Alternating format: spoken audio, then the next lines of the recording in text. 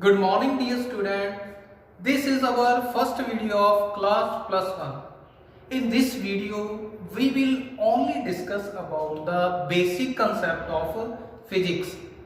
So first of all we will start from where the physics come from. कि जो physics है अपनी वो कित्थों आई कि जो अपने कोल तुसी 10th ਦੇ ਵਿੱਚ 10th तक जो भी स्टडी ਕੀਤੀ ਹੈ ਉਹਦੇ 'ਚ ਆਪਣੇ ਕੋਲ ਇੱਕ ਕਾਮਨ ਬੁੱਕ ਸੀ ਉਹ ਸਾਇੰਸ ਕਹਿ ਦਿੰਦੇ ਸੀ ਆਪਾਂ ਉਸ 10th ਤੱਕ ਉਸ ਸਾਇੰਸ ਦੇ ਵਿੱਚ ਤੁਸੀਂ ਕੀ ਦੇਖਿਆ ਕਿ ਕੁਝ ਪਾਰਟ ਆਪਣੇ ਕੋਲ ਕੈਮਿਸਟਰੀ ਨਾਲ ਰਿਲੇਟਡ ਸੀਗਾ ਕੁਝ ਪਾਰਟ ਉਹਦਾ ਫਿਜ਼ਿਕਸ ਦੇ ਨਾਲ ਤੇ ਕੁਝ ਪਾਰਟ ਜੋ ਸੀਗਾ ਉਹਦਾ ਬਾਇਓਲੋਜੀ ਦੇ ਨਾਲ ਰਿਲੇਟਡ ਸੀਗਾ ਉਹਨਾਂ ਸਾਰਿਆਂ ਨੂੰ ਕੰਬਾਈਨ ਕਰਕੇ ਜੋ ਵੀ ਆਪਣੇ ਕੋਲ ਸਬਜੈਕਟ ਬਣਦਾ ਸੀ ਉਸ ਨੂੰ ਆਪਾਂ ਸਾਇੰਸ ਦਾ ਨਾਂ ਦਿੱਤਾ 10th ਤੱਕ ਪਰ ਹਾਇਰ ਕਲਾਸਿਸ ਦੇ ਵਿੱਚ ਕੀ ਹੁੰਦਾ ਵਾ ਕਿ ਉਹਨਾਂ ਨੂੰ ਪਾਰਟਸ ਨੂੰ ਅਲੱਗ-ਅਲੱਗ ਕਰ ਦਿੱਤਾ ਜਾਂਦਾ ਉਸ ਪਾਰਟਸ ਤੋਂ ਆਪਣੇ ਕੋਲ ਫਿਜ਼ਿਕਸ ਅਲੱਗ ਹੋ ਜਾਂਦੀ ਕੈਮਿਸਟਰੀ ਅਲੱਗ ਹੋ ਜਾਂਦੀ ਤੇ ਬਾਇਓਲੋਜੀ ਅਲੱਗ ਹੋ ਜਾਂਦੀ ਹੁਣ ਆਪਾਂ ਉਹਨਾਂ ਸਾਰੇ ਸਬਜੈਕਟ ਨੂੰ ਮੈਡੀਕਲ ਜਾਂ ਨਾਨ ਮੈਡੀਕਲ ਦੇ ਵਿੱਚ ਇੰਡੀਵਿਜੂਅਲੀ ਸਟੱਡੀ ਕਰਨਾ ਸੋ ਇਹ ਸਟਾਰਟ ਕਰਦੇ ਆਪਾਂ ਸਾਰਿਆਂ ਨਾਲੋਂ ਪਹਿਲਾਂ ਆਪਾਂ ਡਿਸਕਸ ਕਰਾਂਗੇ ਜਿੱਥੋਂ ਤੁਸੀਂ ਸਟਾਰਟ ਕੀਤਾ ਸਾਇੰਸ ਤੋਂ ਕਿ ਸਾਇੰਸ ਐਕਚੁਅਲੀ ਹੈ ਕੀ ਸਾਰਿਆਂ ਨੂੰ ਵੈਸੇ ਪਤਾ ਹੋਊਗਾ ਤੁਸੀਂ 10th ਤੱਕ ਸਾਇੰਸ ਦੀ ਸਟੱਡੀ ਕੀਤੀ ਆ ਤੇ ਤੁਹਾਨੂੰ ਡੈਫੀਨੇਸ਼ਨ ਵੀ ਪਤਾ ਹੋਊਗੀ ਵੈਸੇ ਤਾਂ ਸਾਇੰਸ ਦੀਆਂ ਅਲੱਗ-ਅਲੱਗ ਸਾਇੰਟਿਸਟ ਦੇ ਅਕੋਰਡਿੰਗ ਬਹੁਤ ਡੈਫੀਨੇਸ਼ਨ ਆ ਪਰ ਸਾਰੀਆਂ ਡੈਫੀਨੇਸ਼ਨ ਦਾ ਮੀਨਿੰਗ ਸੇਮ ਹੀ ਆ ਉਹ ਤੁਸੀਂ 10th ਤੱਕ ਉਹ ਡੈਫੀਨੇਸ਼ਨ ਰੀਡ ਕੀਤੀਆਂ ਹੋਣੀਆਂ ਆਪਾਂ ਫੇਰ ਵੀ ਇੱਕ ਵਾਰ ਆਪਾਂ ਸਟਾਰਟਿੰਗ ਤੋਂ ਕਿਉਂਕਿ ਆਪਾਂ ਬੇਸਿਕ ਸਟਾਰਟ ਕਰਨਾ ਉਹ ਸਾਰੀਆਂ ਡੈਫੀਨੇਸ਼ਨਸ ਨੂੰ ਆਪਾਂ ਜਾਂ ਇੱਕ ਡੈਫੀਨੇਸ਼ਨ ਆਪਾਂ ਦੇਖਦੇ ਆ ਮੀਨਿੰਗ ਸਾਰਿਆਂ ਦਾ ਸੇਮ ਹੀ ਆ ਕਿ definition Ki C science the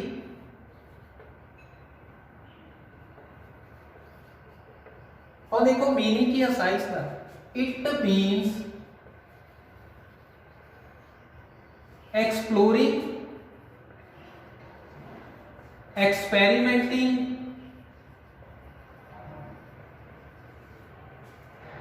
predicting and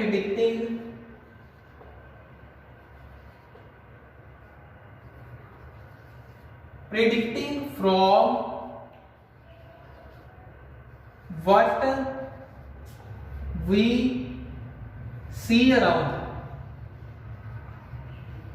और देखो इस डेफिनेशन का मतलब कि डेफिनेशन ਆਪਾਂ ਲਿਖਤੀ ਇਹਦਾ मीनिंग भी पता होना चाहिए कि ਸਾਇੰਸ ਹੈ ਕੀ ਹੈ ਆਪਾਂ ਇਹਦੇ ਬਾਰੇ ਕੀ ਪੜ੍ਹਦੇ ਪਏ ਹਾਂ ਇਹ ਡੈਫੀਨੇਸ਼ਨ ਕੀ ਹੈ exploring experimenting and predicting from what we see around exploring ਦਾ ਮਤਲਬ ਹੁੰਦਾ ਸਰਚ ਕਰਨਾ ਕਿਸੇ ਚੀਜ਼ ਬਾਰੇ ठीक है उसनू खोजना एक्सपेरीमेंटिंग का मतलब आप किसी भी चीज़ बारे प्रयोग करना तो प्रीडिक्टिंग का मतलब की है जो भी आप उसनू प्रयोग करके जो एक्सपेरीमेंट करके कोई भी डाटा की कलैक्शन की है उन्होंने प्रिडिक्ट करना कीड़े तो जो भी आप अपने आसे पासे जो भी थिंग्स ऑब्जर्व करते हैं ठीक है आप कोई भी थिंग ऑब्जर्व कर ली आप बारे सोचना शुरू कर देंगे कि ये जो चीज़ आ वो इस तरह क्यों ठीक है जिवें आपां ह्यूमन बॉडी की गल करते हैं कि आपां ह्यूमन बॉडी देखते हैं कोई भी या कोई प्लांट देख लिया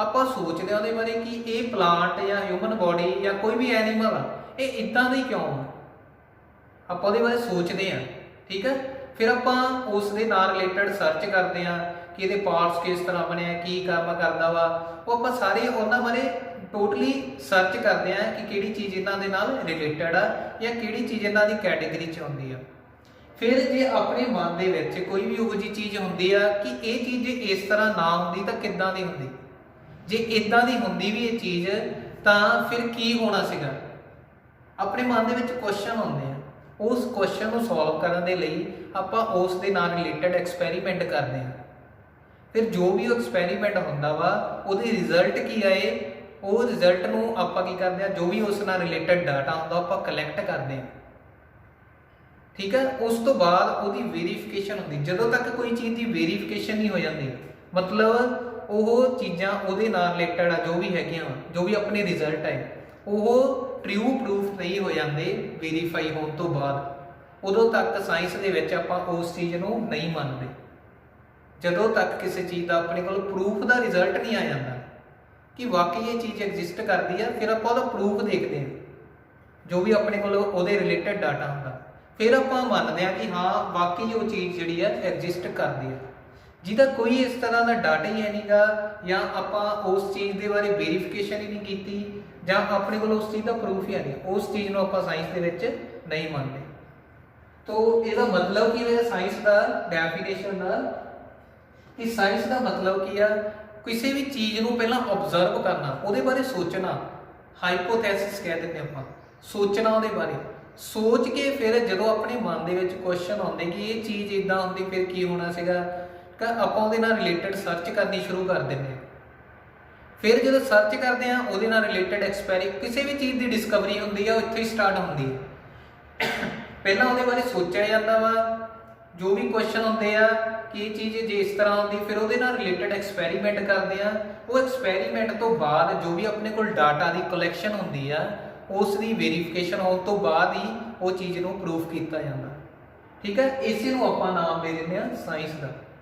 ਜੋ ਵੀ ਆਪਾਂ ਆਪਣੇ ਆਸੇ-ਪਾਸੇ ਆਬਜ਼ਰਵ ਕਰਦੇ ਆ, ਸਾਇੰਸ ਉਹਦੇ ਨਾਲ ਰਿਲੇਟਡ। ਹੁਣ ਦੇਖੋ ਸਾਇੰਸ ਨੂੰ ਦੋ ਮੇਨ ਪਾਰਟ ਦੇ ਵਿੱਚ ਡਿਵਾਈਡ ਕੀਤਾ ਹੋਇਆ ਵਾ। ਉਹ ਦੋ ਮੇਨ ਪਾਰਟਸ ਕੀ ਆ, ਸਾਰਿਆਂ ਨੂੰ ਪਤਾ। ਇੱਕ ਤਾਂ ਆਪਾਂ ਹੀ ਹੋ ਗਏ, ਜਿੰਨੇ ਵੀ ਆਪਣੀ ਕੈਟੇਗਰੀ ਦੇ ਵਿੱਚ ਹਿਊਮਨ, ਐਨੀਮਲ ਜਾਂ ਪਲਾਂਟਸ ਆ, ਇਹ ਸਾਰੇ ਲਿਵਿੰਗ ਥਿੰਗਸ ਆ। ਤੇ ਹੋਰ ਜੋ ਚੀਜ਼ਾਂ ਵਾ, ਜਿਵੇਂ ਵਾਈਟ ਬੋਰਡ ਹੋ ਗਿਆ, ਕੰਧ ਹੋ ਗਈ, ਕੁਝ ਵੀ ਜਿਹੜੀਆਂ ਨॉन ਲਿਵਿੰਗ ਥਿੰਗਸ ਆ ਜਿੰਨੀਆਂ ਵੀ, ਉਹ ਦੋ ਕੈਟੇਗਰੀ 'ਚ ਆਪਾਂ ਸਾਇੰਸ ਨੂੰ ਡਿਵਾਈਡ ਕੀਤਾ ਵਾ। ਪਹਿਲੀ ਕੀ ਆ, ਲਿਵਿੰਗ, ਦੂਸਰੀ ਨॉन ਲਿਵਿੰਗ। ਸਾਇੰਸ ਨੂੰ ਆਪਾਂ ਦੋ ਪਾਰਟ 'ਚ ਡਿਵਾਈਡ ਕੀਤਾ, ਲਿਵਿੰਗ ਤੇ ਨॉन ਲਿਵਿੰਗ ਥਿੰਗਸ ਦੇ ਵਿੱਚ।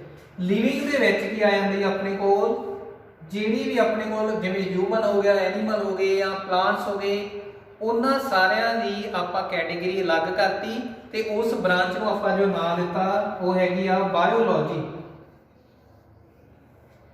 ਨॉन ਲਿਵਿੰਗ ਨੂੰ ਆਪਾਂ ਦੋ ਬ੍ਰਾਂਚ ਦੇ ਵਿੱਚ ਡਿਵਾਈਡ ਕੀਤਾ ਹੋਇਆ। ਇਹਦੇ 'ਚ ਆ ਜਾਂਦੀ ਹੈ ਫਿਜ਼ਿਕਸ, ਫਿਰ ਕੈਮਿਸਟਰੀ। ਇਹ ਸਾਰੀਆਂ ਬੇਸਿਕ ਗੱਲਾਂ ਵਾ, ਤੁਸੀਂ ਸਿਰਫ ਇਹਨਾਂ ਨੂੰ ਅੰਡਰਸਟੈਂਡ ਕਰਨਾ ਵਾ, ਦੇਖਣਾ ਵਾ ਇਹਨਾਂ ਦਾ ਮੀਨਿੰਗ ਕੀ ਹੈ। ਸਾਰਾ ਬੇਸਿਕ ਹੈ ਇਹ ਸਾਰਾ ਕੁਝ। ਲਿਵਿੰਗ ਦੇ ਵਿੱਚ ਬਾਇਓਲੋਜੀ, ਨॉन ਲਿਵਿੰਗ ਨੂੰ ਟੂ ਪਾਰਟ 'ਚ ਡਿਵਾਈਡ ਕਰਤਾ, ਫਿਜ਼ਿਕਸ ਤੇ ਕੈਮਿਸਟਰੀ। ਹੁਣ ਦੇਖੋ ਆਪਾਂ ਸਟੱਡੀ ਕਰਨੀ ਆ ਸਿਰਫ ਆਪਣਾ, ਕਿਉਂਕਿ ਸਬਜੈਕਟ ਕੀ ਹੈ ਇਸ ਟਾਈਮ, ਫਿਜ਼ਿਕਸ। ਇਸ ਕਰਕੇ ਆਪਾਂ ਜੋ ਡਿਸਕਸ਼ਨ ਕਰਨੀ ਆ ਉਹ ਫਿਜ਼ਿਕਸ ਦੇ ਬਾਰੇ ਕਰਾਂਗੇ। ਹੁਣ ਆਪਣਾ ਕੰਮ ਜਿਹੜਾ ਸਟਾਰਟ ਹੋਊਗਾ ਉਹ ਆਪਾਂ ਦੱਸਾਂਗੇ ਕਿ ਫਿਜ਼ਿਕਸ ਹੁੰਦੀ ਕੀ ਹੈ। ਪਹਿਲਾਂ ਸਾਇੰਸ ਦੀ ਡੈਫੀਨੇਸ਼ਨ ਕੀਤੀ, ਹੁਣ ਆਪਾਂ ਦੱਸਣਾ ਵਾ ਕਿ ਫਿਜ਼ਿਕਸ ਕੀ ਹੈ। ਇਹਦੀ ਡੈਫੀਨੇਸ਼ਨ ਦੇਖੋ ਕੀ ਹੈ। ਫਿਜ਼ਿਕਸ ਸਾਰਿਆਂ ਨਾਲੋਂ ਪਹਿਲਾਂ ਜੋ ਫਿਜ਼ਿਕਸ ਆ ਉਹ ਇੱਕ ਗ੍ਰੀਕ ਵਰਡ ਤੋਂ ਲਿਆ ਗਿਆ ਸੀ ਇਹ ਵਰਡ, ਉਸ ਤੋਂ ਬਾਅਦ ਇਹਦਾ ਨਾਮ ਫਿਜ਼ਿਕਸ ਪੈ ਗਿਆ। ਜਿਹੜਾ ਗ੍ਰੀਕ ਵਰਡ ਸੀ ਉਹ ਫਿਜ਼ਿਕਸ ਸੀਗਾ, ਆਪਾਂ ਇਹਨੂੰ ਫਿਜ਼ਿਕਸ ਦਾ ਨਾਮ ਦਿੱਤਾ। ਇਸ ਦੇ ਵਿੱਚ ਫਿਜ਼ਿਕਸ ਦਾ ਮਤਲਬ ਉਹਦੇ 'ਚ ਕੀ ਸੀਗਾ ਕਿ ਨੇਚਰ। ਗ੍ਰੀਕ ਵਰਡ ਦਾ, ਉਸ ਵਰਡ ਦਾ ਮਤਲਬ ਕੀ ਸੀਗਾ, ਮੀਨਿੰਗ ਨੇਚਰ ਸੀਗਾ। ਹੁਣ ਆਪਾਂ ਇਹਨੂੰ ਡਿਫਾਈਨ ਕਰਨਾ ਕਿ ਫਿਜ਼ਿਕਸ ਹੁੰਦੀ ਕੀ ਹੈ। It is the branch of science in which we deal with nature and natural phenomena।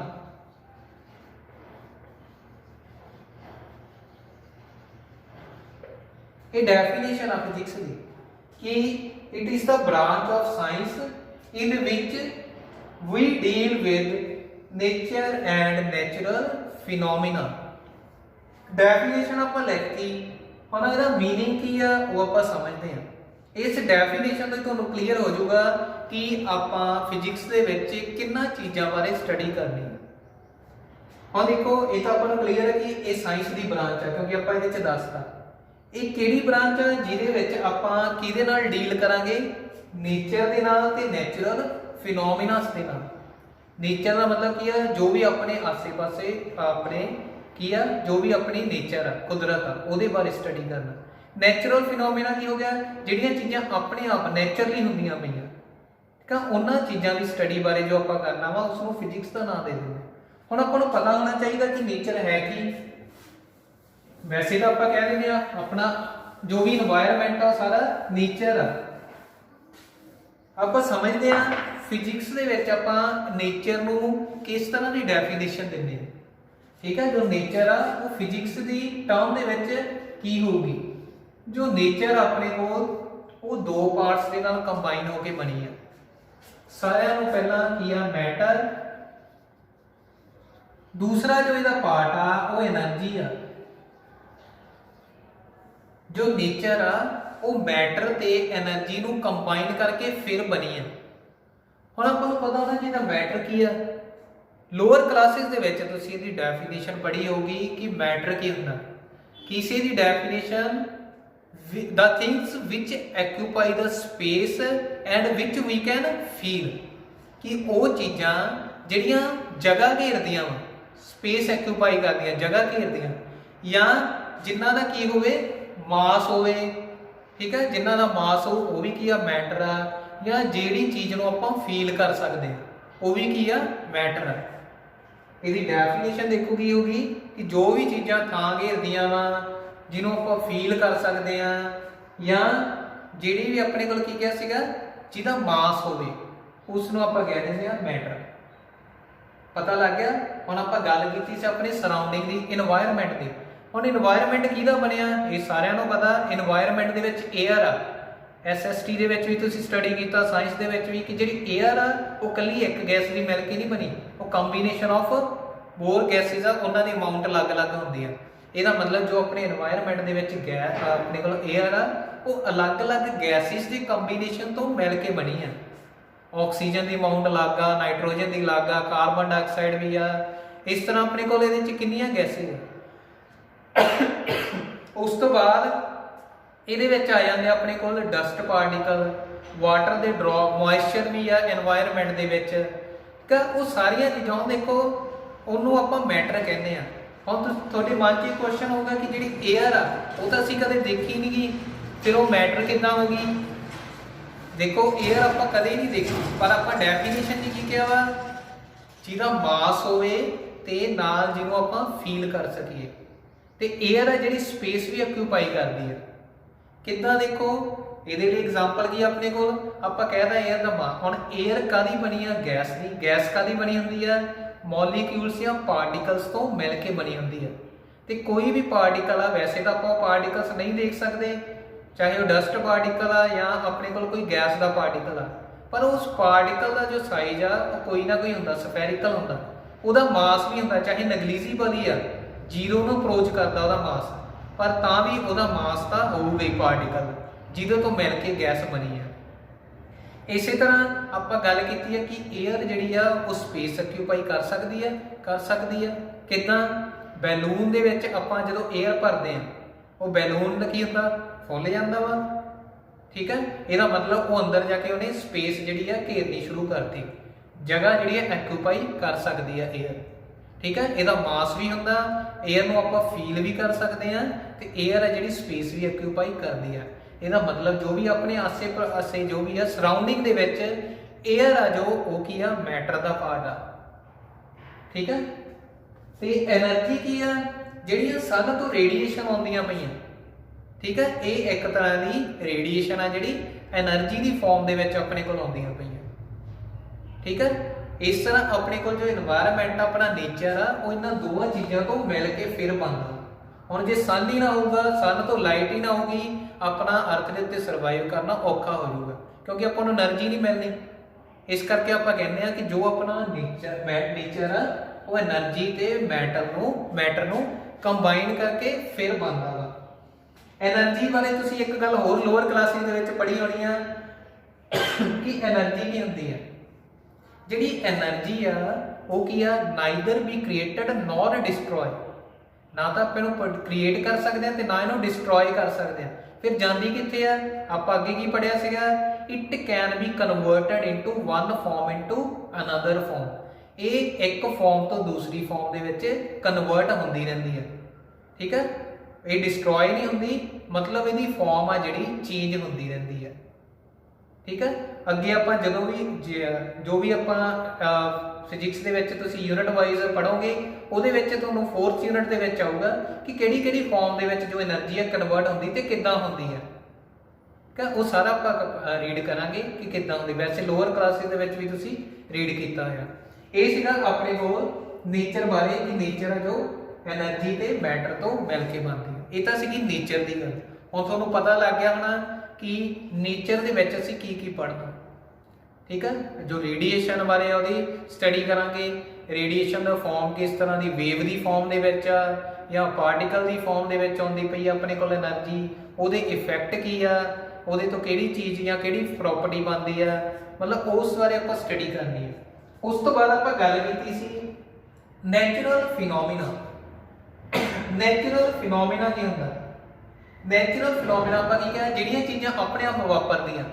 ਠੀਕ ਹੈ, ਇਹਦਾ ਮਤਲਬ ਹੁੰਦਾ ਅਕਰੈਂਸ। ਜੋ ਵੀ ਚੀਜ਼ਾਂ ਆਪਣੇ ਆਪ ਆਪਣਾ ਮੈਨ ਮੇਡ ਦੀਆਂ ਉਹ। ਠੀਕ ਹੈ, ਉਹਨੇ ਡਸਟਰ ਫੜਿਆ, ਮੈਂ ਇੱਥੇ ਲਿਖੀ ਜਾਂਦਾ, ਇਹ ਸਾਰਾ ਮੈਨ ਮੇਡ ਹੈ, ਨੈਚੁਰਲੀ ਥੋੜੀ ਹੈ ਕਿ ਆਪਣੇ ਆਪ ਲਿਖਿਆ ਜਾਊਗਾ। ਕਿਹੜੀਆਂ ਚੀਜ਼ਾਂ ਨੈਚੁਰਲ ਆ, ਦੇਖੋ ਆਪਣੇ ਨੇਚਰ ਦੇ ਵਿੱਚ, ਇਨਵਾਇਰਨਮੈਂਟ ਦੇ ਵਿੱਚ ਹੀ ਦੇਖੋ ਕਿਹੜੀਆਂ ਕਿਹੜੀਆਂ ਚੀਜ਼ਾਂ ਨੈਚੁਰਲ ਆ। ਸਨ ਰਾਈਜ਼ ਕਰਦਾ ਆਪਣੇ ਆਪ ਤੇ ਸਨ ਸੈੱਟ ਹੁੰਦਾ ਆਪਦੇ ਆਪ। ਇਸੇ ਤਰ੍ਹਾਂ ਜੋ ਸਕਾਈ ਦਾ ਕਲਰ ਬਲੂ ਆ ਉਹ ਵੀ ਨੈਚੁਰਲ ਆ। ਲਾਈਟਨਿੰਗ ਹੁੰਦੀ, ਬਿਜਲੀ ਕੜਕਦੀ ਆ, ਉਹ ਵੀ ਕੀ ਆ, ਨੈਚੁਰਲ ਆ। ਠੀਕ ਆ, ਸਨ ਜੋ ਆ ਈਵਨਿੰਗ ਨੂੰ ਜਾਂ ਜਦੋਂ ਰਾਈਜ਼ ਕਰਦਾ ਉਦੋਂ ਰੈਡਿਸ਼ ਕਲਰ ਦਾ ਕਿਉਂ ਹੁੰਦਾ ਵਾ। ਹੋਰ ਵੀ ਇਸ ਤਰ੍ਹਾਂ ਦੀਆਂ ਕਈ ਚੀਜ਼ਾਂ, ਟਵਿੰਕਲਿੰਗ ਆਫ ਸਟਾਰ ਹੋ ਗਿਆ, ਇਹ ਸਾਰੀਆਂ ਚੀਜ਼ਾਂ ਕੀ ਆ, ਨੈਚੁਰਲ ਆ। ਠੀਕ ਹੈ, ਜੋ ਆਪਣੇ ਆਪ ਠੀਕ ਹੈ ਹੈਪਨ ਹੁੰਦੀਆਂ, ਉਸ ਨੂੰ ਆਪਾਂ ਕੀ ਕਹਿ ਦਿੰਦੇ ਆ, ਨੈਚੁਰਲ ਫਿਨੋਮੀਨਾ। ਮਤਲਬ ਇਹਨਾਂ ਕੁਝ ਚੀਜ਼ਾਂ ਬਾਰੇ ਆਪਾਂ ਫਿਜ਼ਿਕਸ ਦੇ ਵਿੱਚ ਸਟੱਡੀ ਕਰਦੇ ਹਾਂ। ਹੋਰ ਵੀ ਬਹੁਤ ਇੰਟਰਸਟਿੰਗ ਚੀਜ਼ਾਂ ਫਿਜ਼ਿਕਸ ਦੇ ਵਿੱਚ ਜੋ ਆਪਾਂ ਰੀਡ ਕਰਾਂਗੇ ਜਦੋਂ ਵੀ ਆਪਣਾ ਯੂਨਿਟ ਸਟਾਰਟ ਹੋਇਆ। ਤੇ ਅੱਜ ਦੇ ਲਈ ਇਹ ਸਿਰਫ ਇੰਨੀ ਬੇਸਿਕ ਇੰਟਰੋਡਕਸ਼ਨ, ਜਿੱਥੇ ਆਪਾਂ ਡੈਫੀਨੇਸ਼ਨ ਤੱਕ ਪਹੁੰਚੇ ਹਾਂ ਤੇ ਉਸ ਡੈਫੀਨੇਸ਼ਨ ਨੂੰ ਐਕਸਪਲੇਨ ਕੀਤਾ। ਥੈਂਕਸ।